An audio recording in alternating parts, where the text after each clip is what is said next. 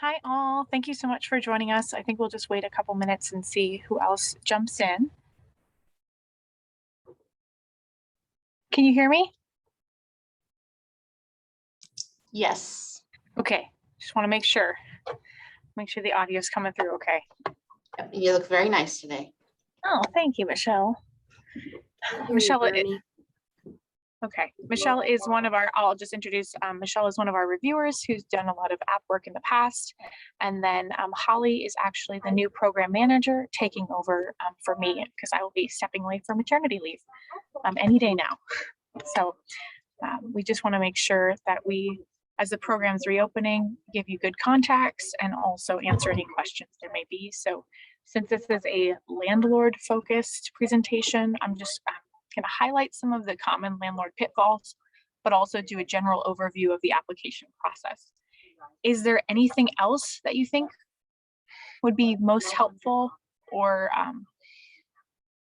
that I could, if there's anything specific, I guess as a question, please add it to the chat, or you can unmute yourself and let us know kind of what we could assist or what questions you have.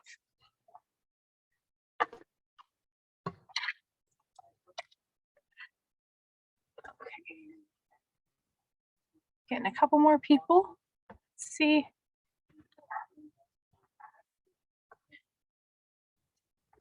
Someone said I'm having some audio issues. Can you guys hear me now? Or no?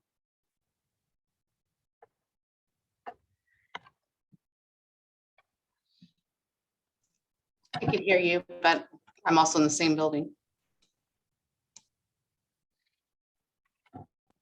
I'm gonna check. Can you guys hear me now? No? Okay, let me go. Headphones again. Can you hear me? Okay. Holly, it might be your computer. Check your audio settings. Sometimes it's a little weird when we've got multiple people on the same Zoom account. So sorry about that. Thank you for bearing with us with technical difficulties. So I'm going to, so please hop in if you have any questions, throw them in the chat. Holly will be manning the chat. And then I'm just going to do, like I said, a brief overview of the website, the application process, and then common pitfalls for landlords and the application process. So share my screen, go over to the application actual page. So this is our website, fwcares.org. This is where applicants can go to get more information on the program, see general overviews, get us documents. Is it not working? Okay, I'll just have you. Yeah, that sounds good. Okay, sorry. Holly's just going to sit back with me because her computer's having issues.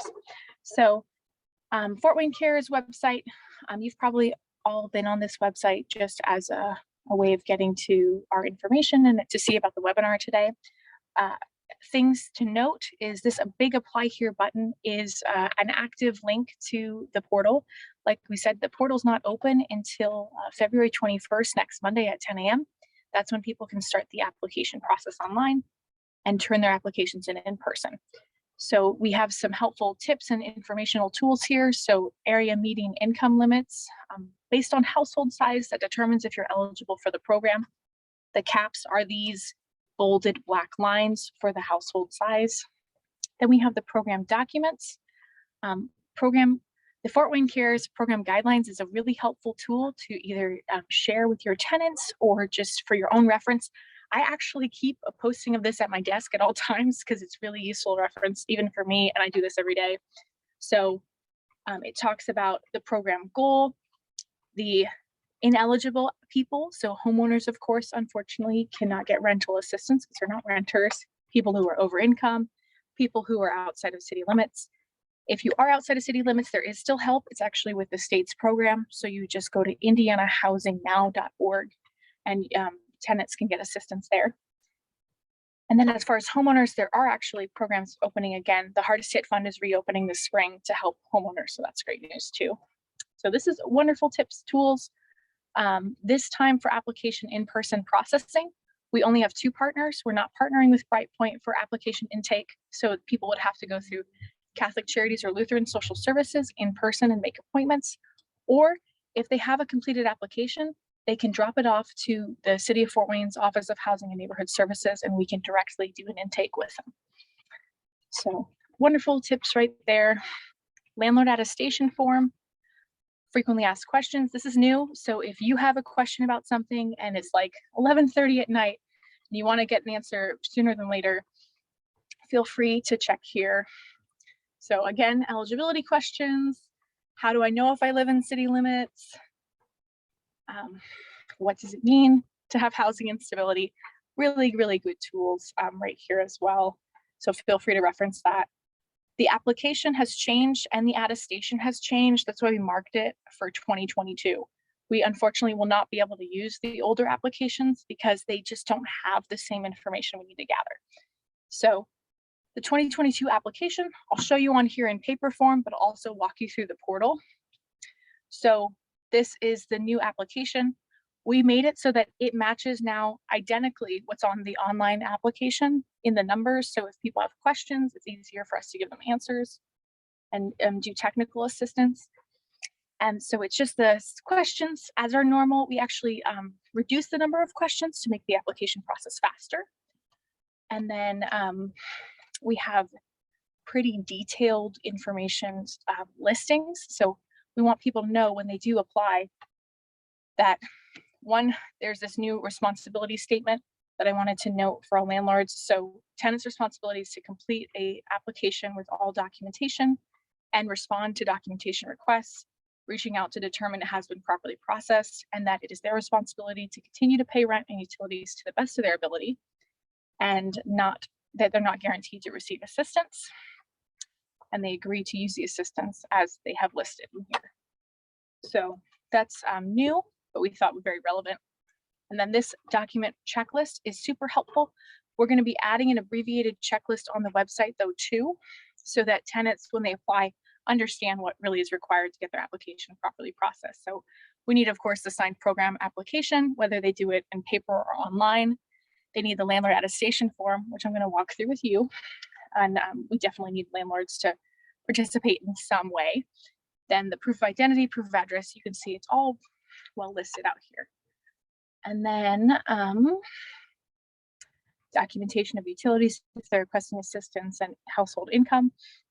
A quick important point for household income that's a common pitfall is because it's a federal program, it has some strange federal guidelines. If one person in the household uses their tax return, everyone in the household has to use a tax document. And if one person uses monthly income like pay stubs, everyone has to do it. So we have to compare apples with apples according to the Treasury.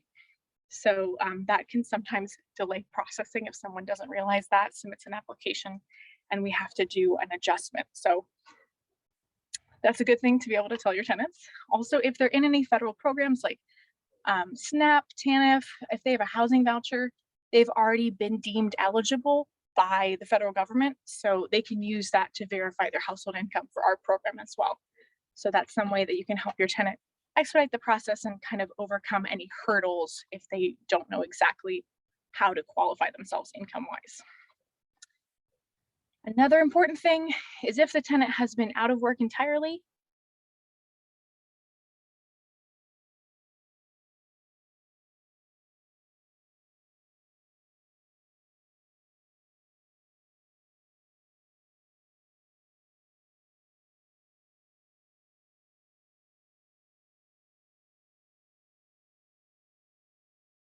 any income currently, or if they're looking back at the past 8 weeks and part of that time they weren't working.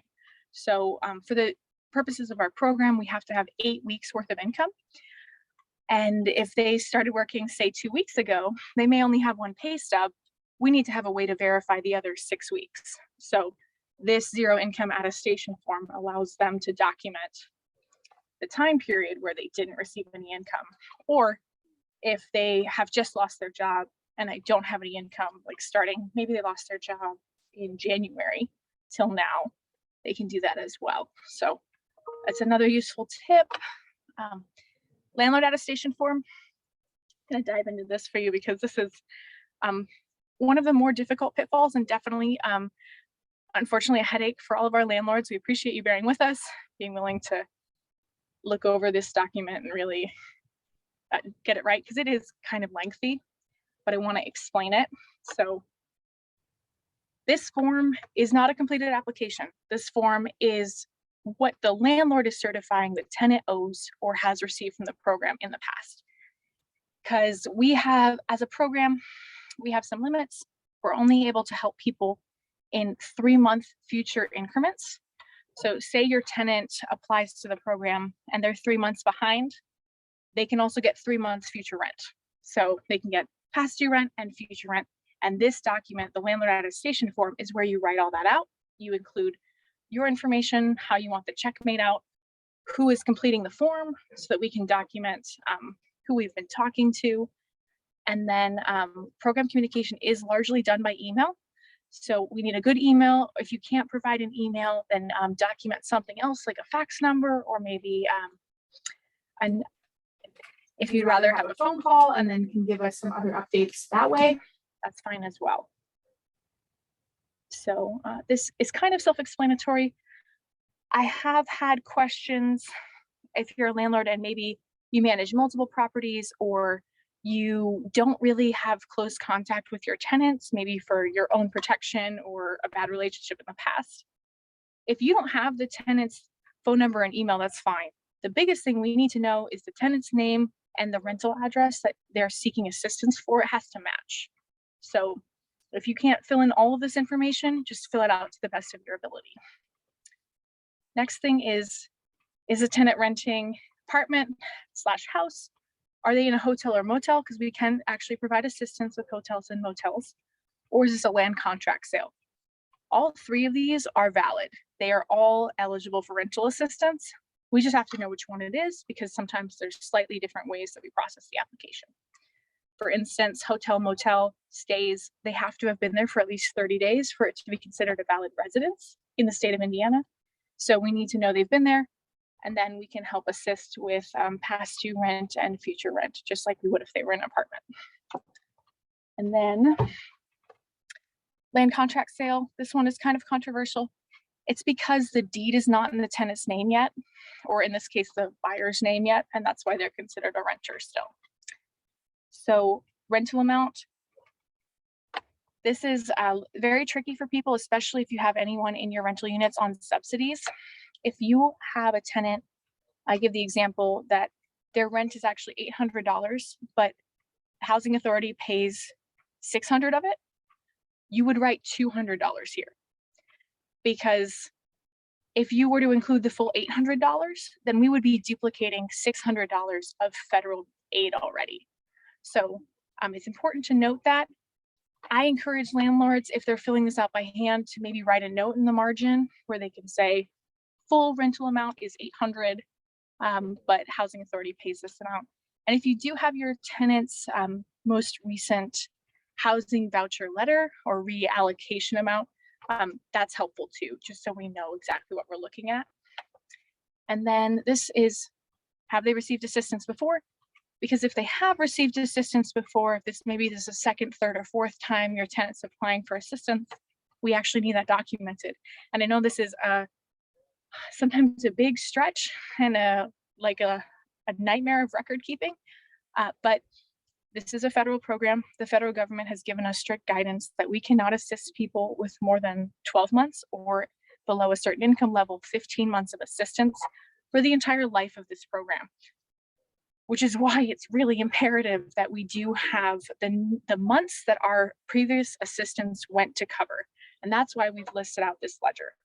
So what our program guidelines say, we can only help people from March of 2020 onward, and we can only do it for that max cap, like I told you, either 12 or 15 months. So if you have a tenant who applied when the program first started in March of 2021, so here, March of 2021, they applied and they were behind for a good deal of these months, they might have already maxed out on their assistance. However, if they applied here and they weren't behind and they just got future facing rent, they probably still have months left that they can get assistance with. So we just really need to the best of your ability to fill out this document so that we don't have to come back to you and ask for ledgers and updates. And unfortunately, if we can't verify these amounts, we have to hold the payment because we're not sure if what is listed on the landlord attestation is correct and if it's maxed out the tenant from what we can assist with. So please, if you have any questions, we're always happy to help you fill out this form, but we just do need detailed documentation. So this is if they have received assistance. If they haven't received assistance, this is their first application, skip that entirely and go down to their total past due rent. So what do they currently owe you? Even if it's just late fees or pet fees, you would list, so say this tenant was behind January of this year, February of this year. So it's the month, so January 2022, February of 2022, and the rent they owe plus the fees. If you have fees listed in your lease, those are valid. Also, this is a point of clarification. Utilities paid directly to the landlord are eligible to be written here because they're considered as part of rent because they're paid directly to landlords. So if you have an agreement with your tenant, maybe you have a property that has a city utilities 2-on-1 meter, so you can't switch that city utilities account into your tenant's name and they just pay you the bill every month and they're behind on it, add those here under the fees due and we can cover that as well. Then you want to total everything up for us right down here so we can make sure we didn't miss any charges or misunderstand charges. So add the total and then future rent for the next 3 months. This is really important. If you have a situation where the tenant's rent is changing, you've already agreed to it, it's in writing, update it here. Like say this situation, they're behind January, February, in March, their rent's still the same, but in April, their rent's going up by $25, write that new total so that we can cover it. Because per program guidelines, during the assistance period we assist with, you're not supposed to raise their rent. So if you tell us about the rent raise and we cover it, that's considered okay, but you do need to notify us. So big disclaimer here, we can only do 3 months future rent at a time. Tenants will have to reapply for additional assistance, and we unfortunately cannot guarantee they will receive more because it depends on eligibility program funding. Again, the maximum number of months that we can assist with, and then we will not be able to assist further. So application of funds, we expect landlords to pay it directly as they've attested to on this form. Again, why we ask for details so we know how they're going to apply these charges and the assistance we give. That this is not going to duplicate any public assistance, like we mentioned before, not in like the case of the person on a voucher, that this doesn't duplicate their voucher.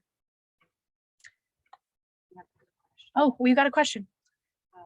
This gentleman wants to know if the landlord can put the total of rent into the future rent section. Or should I listen separately? Okay, so I don't know if you heard Holly. So can I put the total for rent and utilities in the future rent section? Yes, if it's stable. So if you know for sure that your tenant will owe you $75 each month, because that's what you've worked out, then yes, include it as part of the future rent charges. That's completely eligible.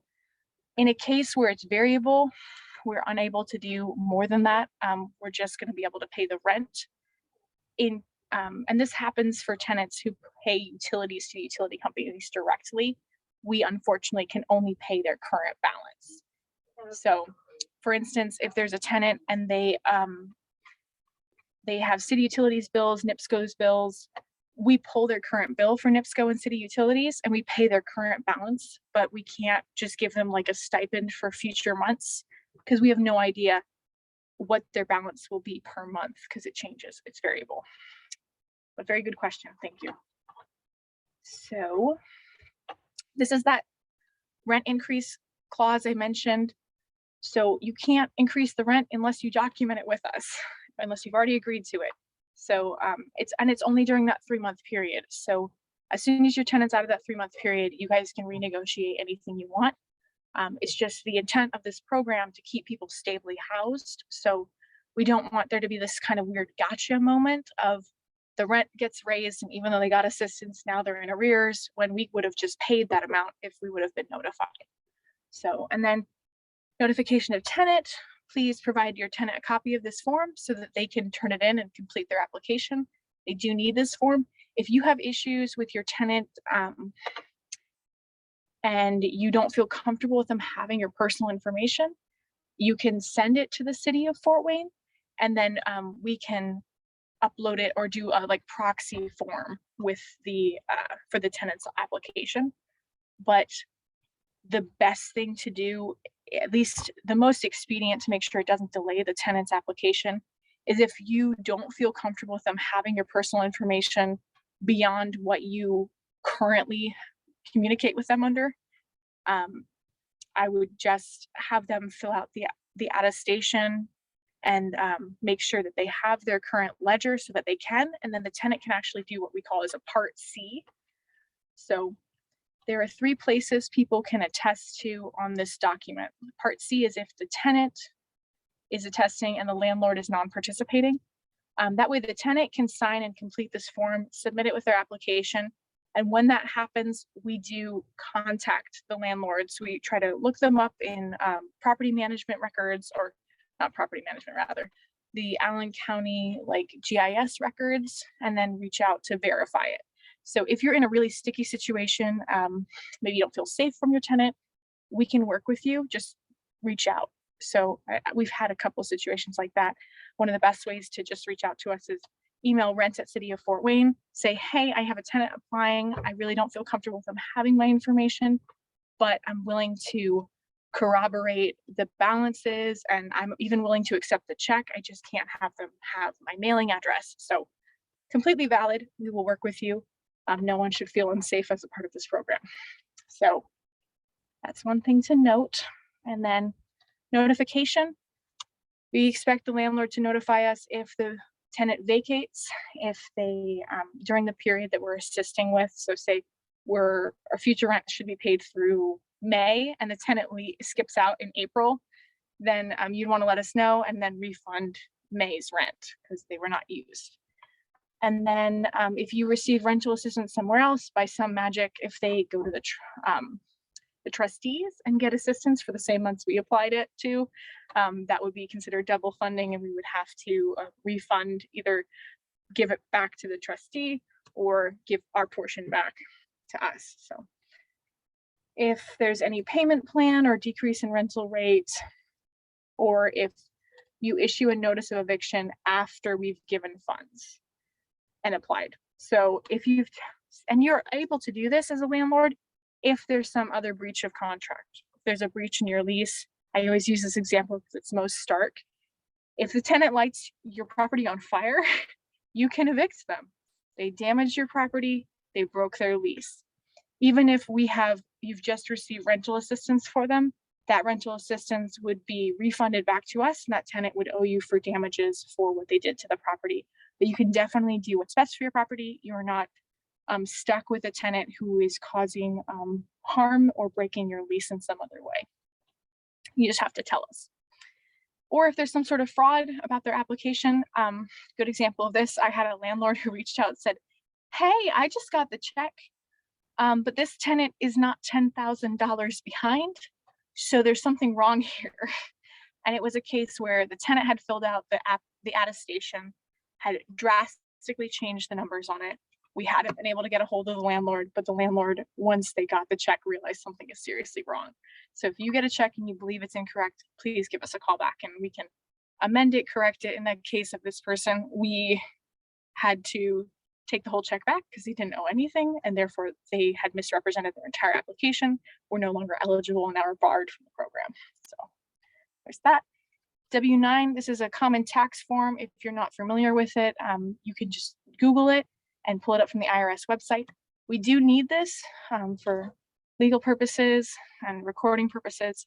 So you can either submit it with your tenant if you feel fine, if you have a good relationship, or because it does include your tax ID number and your mailing address, or you can submit it to the City of Fort Wayne directly to the rent@cityoffortwayne.org email with your tenant's name so that we know how to apply it. Or if you're an old hat, you've been doing this for a while, you've already worked with us, we probably already have yours on file and you're fine. I'm sure it's not going to change often. And then just multiple tenants. So again, the 3 places for signature. This is if you as a landlord agree to participate and will accept check payment. So unfortunately, we cannot do direct deposit. I wish we could, it would be faster, but our program is limited to doing checks by mail. But this is saying that you agree this information is correct, you will accept the check and abide by these guidelines. So, and then if you have questions, of course, contact us. Second portion is if you as a landlord have some other policy agreement where you cannot accept the check and you will not agree to participate, but you did fill out the document to make sure at the very least it's accurate, which we appreciate. And we understand there are certain circumstances where you can't sign and agree to be part of the program. Maybe there's other legal proceedings going on with the tenant. Maybe you have policy. I have seen this happen where there is a policy by the larger property management group and they're not allowed to accept any assistance, but they want to make sure that the tenant can receive assistance to pay the landlord kind of on their own. So that's always an option too. The biggest difference is that if you click Part B, the check goes to the tenant.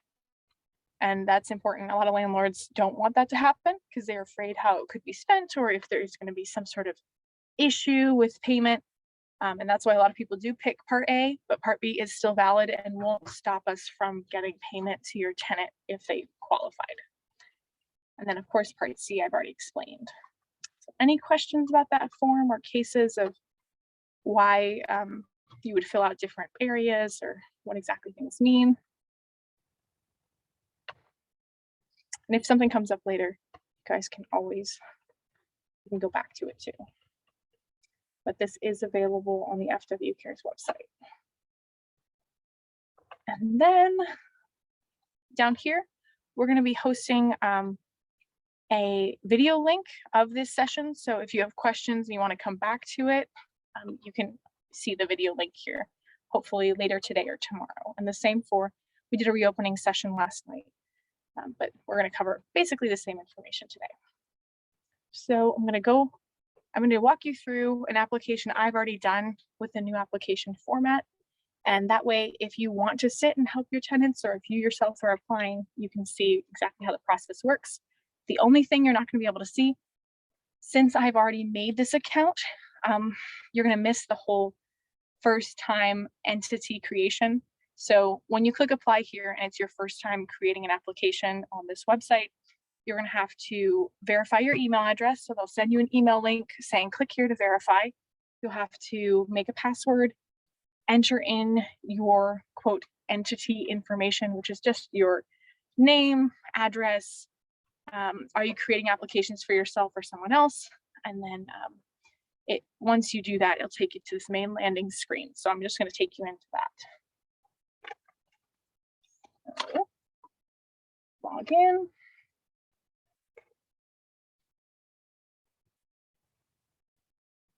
And there is technical support available for this. This is Baker Tilly, our partner organization. And they do have a call center. So if you have questions or you forgot your password, get locked out, there's people who can help you as well.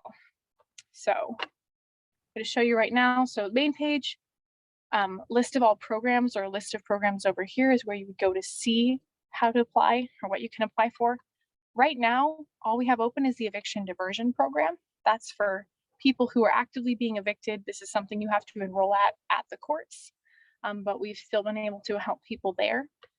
But like I said, I went into the test portal and created an application for this new program, which is going to be titled Emergency Rental Assistance Program Application.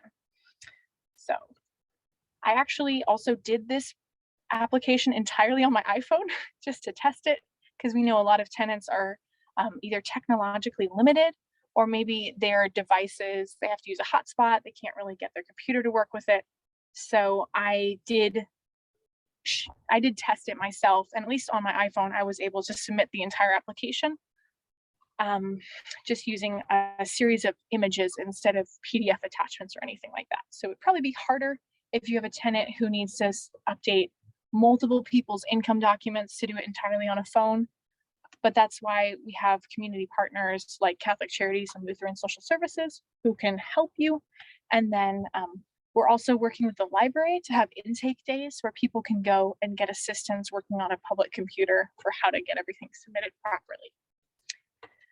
So enter your name, upload proof of identification. I just took random photos of my desk. Like I said, I did this as a test on my iPhone in about 10 minutes. So this isn't anything relevant. But as you see here, for the application process, we tried to include a lot of detail.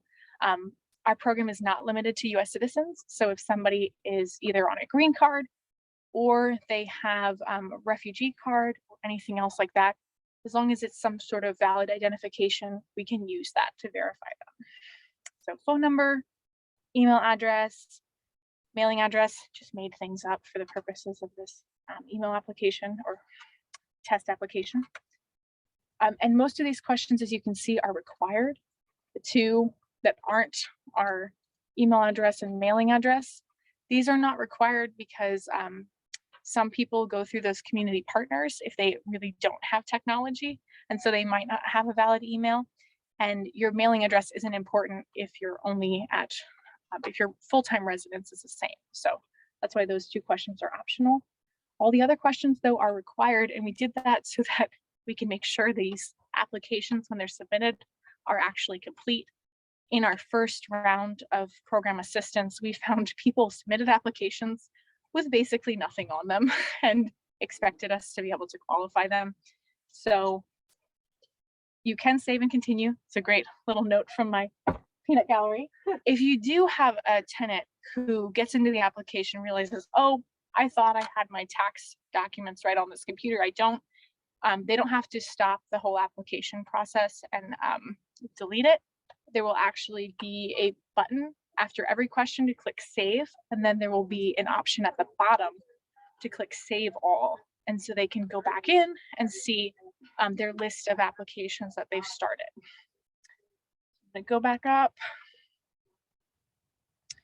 So we need proof of address, which can be many documents. If someone, I understand people's photo IDs usually aren't updated.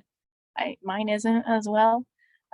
But it can be a lease, it can be a mail, utility bills. We just need something that proves them at this address.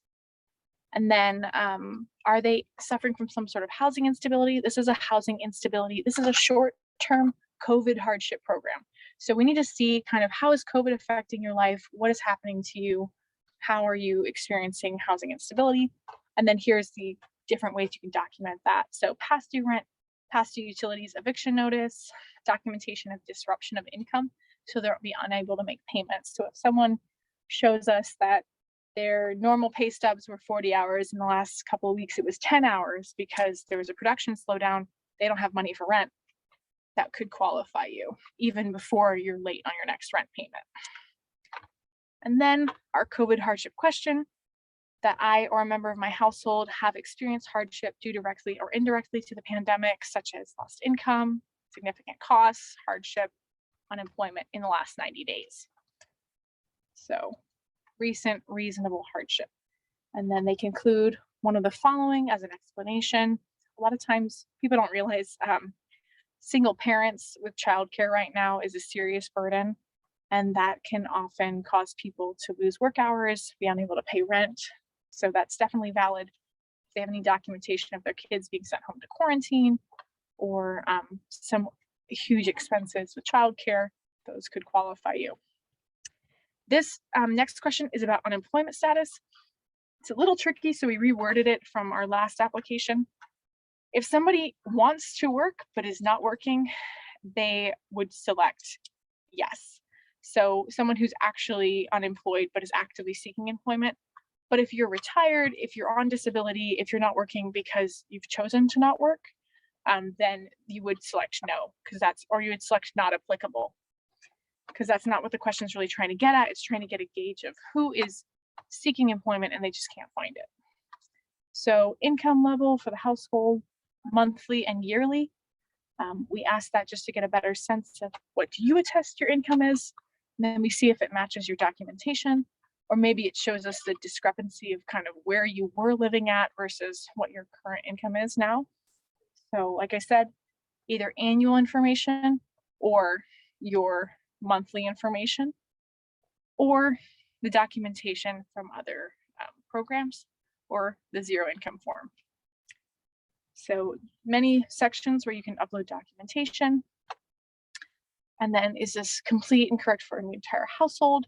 Another thing that this new application is doing is we ask for all the occupants of the house, their legal names and birth dates. So we don't have any junior senior situations where we think, oh, I've got an application for this person by the same name at a different address. Are they being fraudulent? It could just be that there's a junior or a senior. And if we have their birth dates, it's a little easier for us to verify that. The next question, minors.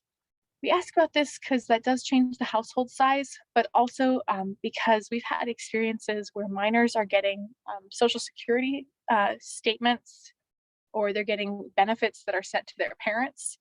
And so it's sometimes very confusing as a reviewer when I see there's one adult in the household, but I've got 3 income documents with different names on them.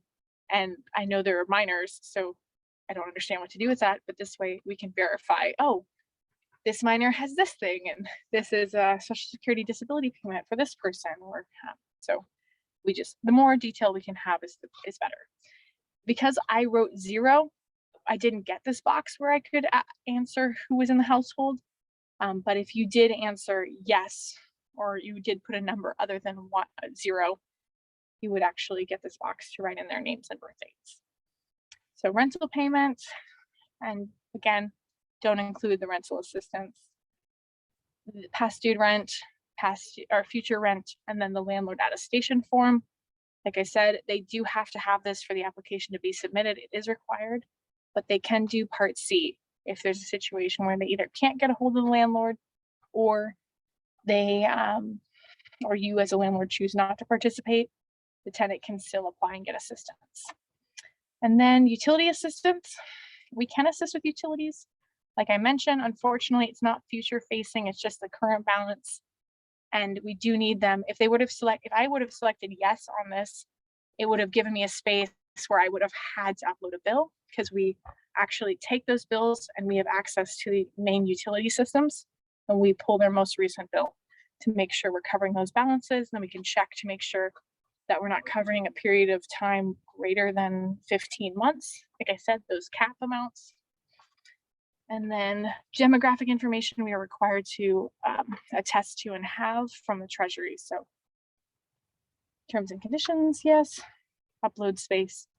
And then this is if they went to the community partners just to track, so we can verify everything went well with that. So again, if I go to the home page, say it was a situation where the tenant started the application, couldn't complete it.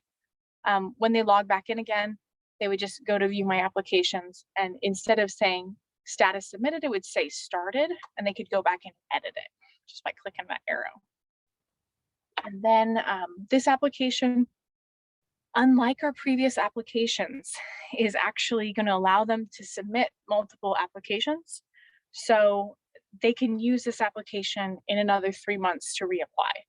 So we did that because in the past we had a first-time application and a second-time application, and people would sometimes mistakenly do the wrong application and then have to redo the whole thing. So we got rid of that. We streamlined it. It's one application. There's one landlord attestation document that can work for people whether they're applying for the first time or the 5th time. So it's unlikely you would get to a 5th time because we always do 3 months future rent. So probably people will max out at 4, but still wanted to show that. Any questions? There's a lot of weird situations where people do submit applications and then we have to go through and review it. And so if you have any situations in mind, I'd be happy to answer some questions. I do have a question. So my tenant got confused and they already applied last night for not the Fort Wayne one. We went through. So just to reiterate, we went through the landlord form, the zero income form. I showed you the basic documents that were present on the website. there's the FAQs. Another thing we have is we have an eviction resources sheet.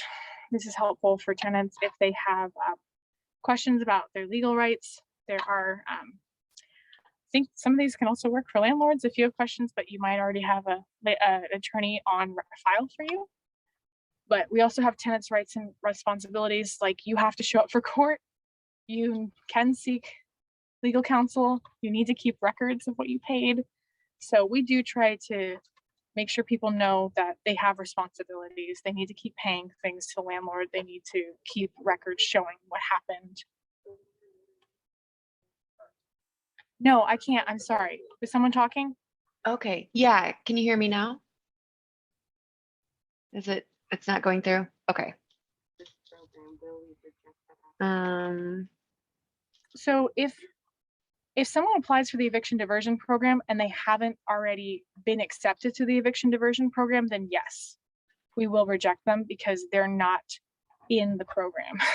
It's a really weird specialized format. And the reason that we did it that way is they have flexible funds that can only assist people with past due rent that they got through the United Way.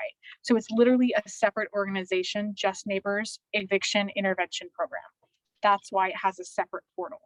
So we can't just let people go through that right now. That's why every time someone submits an application there and they're not supposed to, we give them a notice and we say, hey, I need you to call Shirley at the Eviction Intervention Program, and we give them the number. It's 918-6662, and they can get in the program that way, and then Just Neighbors will submit the application in that portal if it's relevant. So yes, so the phone number for the Eviction Intervention Program is 260-918-6662. So that will continue to be a program even when we reopen the normal application process. And it will continue to be for people who are in that situation of they're being evicted right now. They need assistance right now, and that's why it's a little different. Any other questions? Okay.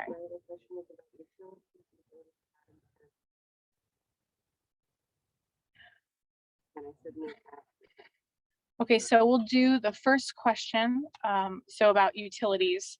If utilities are not in the tenant's name, and it's a separate bill from their rent, then we would just need a copy of that bill. So we can help people even if utilities are not in their name, as long as it's the correct address that they're applying it for rental assistance for. So that would just have to be submitted with the tenant's application. So you would have to get them a copy of the most recent utility bill. So we'd have the utility account numbers, and then we can help. So Dave's iPhone, I'm not sure if that's Dave or not. Can I submit an app for a tenant? Yes, you can, but you would have to get their cooperation because you'll need so many documents from them. Also, you can only use your email address to submit one application. So it would be most helpful if you get your tenant's email address and then work alongside them to get the application submitted. I have had landlords do that in the past, and that's been very, very helpful.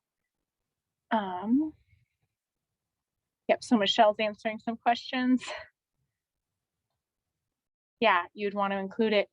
So this is a great example of weird situations. So if you've been paying your tenants past due utility fees to keep the power or lights on or water on, you could list that in those utilities owed to landlord on the landlord attestation fee. So I'll pull that up. So if you go down to total past due rent, fees due, you would list here the utilities owed and the months. And if you could submit corroborating bills, that's helpful. But we do also have, in most cases, access to the utility systems. Like we have access to NIPSCO, AEP, and city utilities. So we can actually pull their bills for the last months, see what was paid, and see what their balance is. So we can help with that.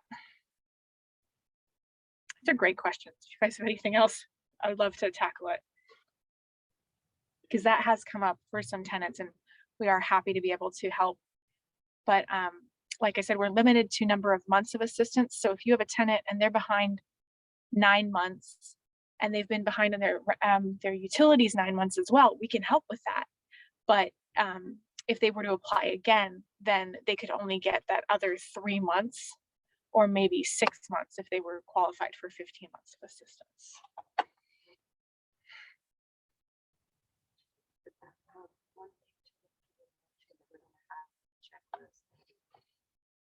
We are also putting out a tenant checklist so that when they set an appointment to do an application, they'll know what they need to bring.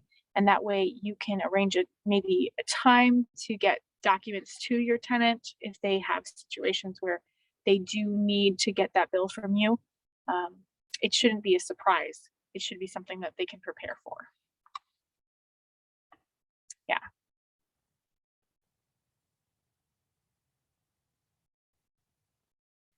And in the utility situation, so if the tenant is paying the landlord, they could put, and this is a little weird. So in this situation that has been brought up by S. Smith about the tenant who owes the landlord utilities, they could still say requesting help on utilities, but I would just encourage them to upload a note. And this is where it's kind of silly, but the more information we have, the better. A note writing out the situation.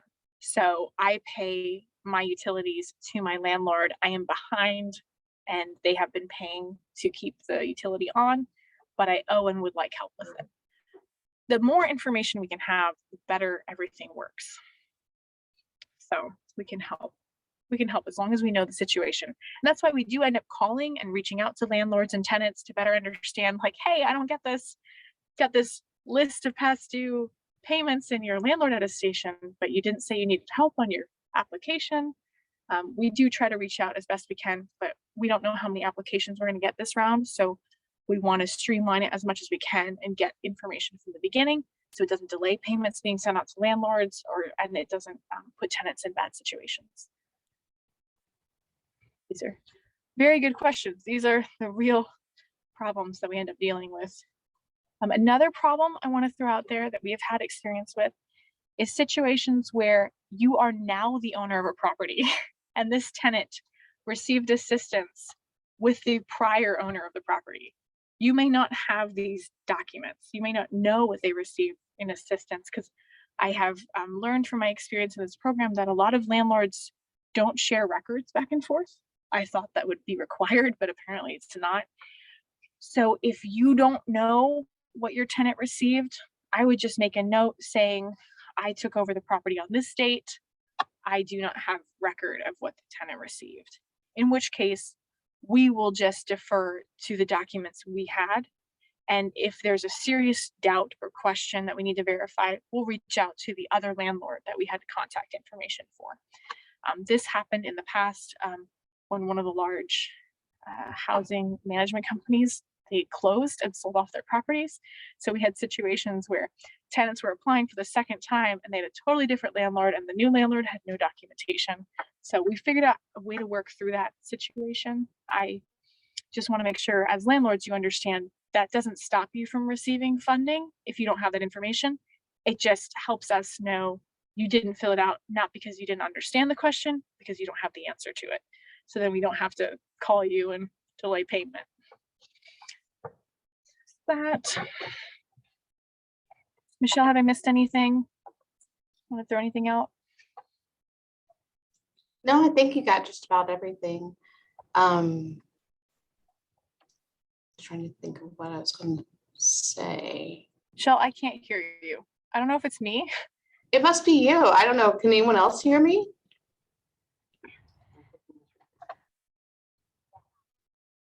Maybe not.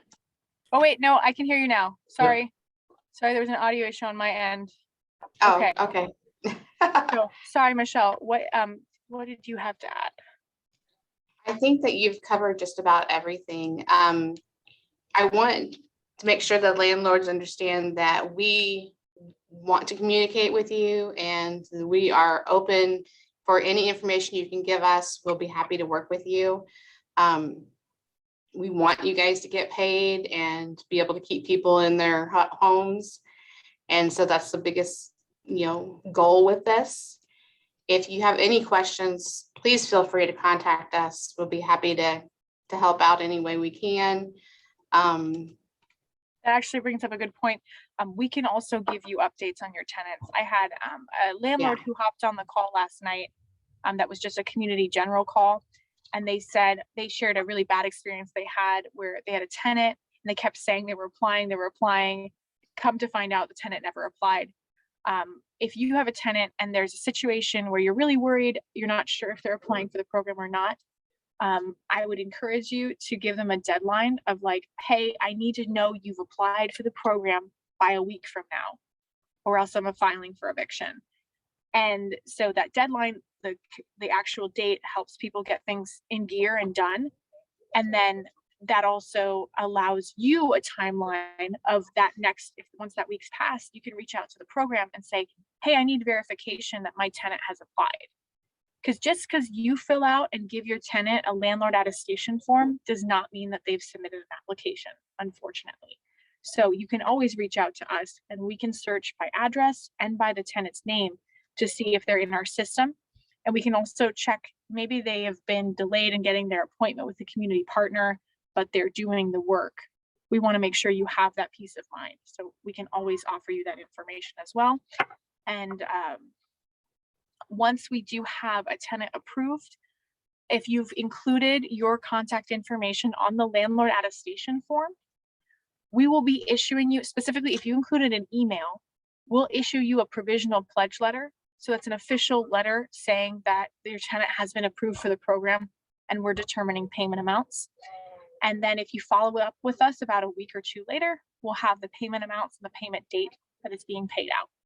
And it's not magic. We usually go directly based on the landlord attestation form for what we pay, except in cases where the tenant owes an enormous past due balance and we're not sure that the program will allow us to cover the whole thing. But unlike some other rental assistance programs, we don't pay only fractions of the rent due. We do, if at all possible, pay the total rental balance and the actual rental amounts. We're not limited to paying just fair market rent. We are limited to paying only the actual tenant portion. Like I said, we can't do double pays for federal balances or federal assistance, but there's no magic formula, and we do pay fees that are included in leases, including eviction fees. So say your tenant didn't realize they could apply, or you didn't realize your tenant had applied and you had already filed eviction on them, you can update this landlord attestation form, send it to us, and we will cover that eviction fee as well, or the attorney's fees.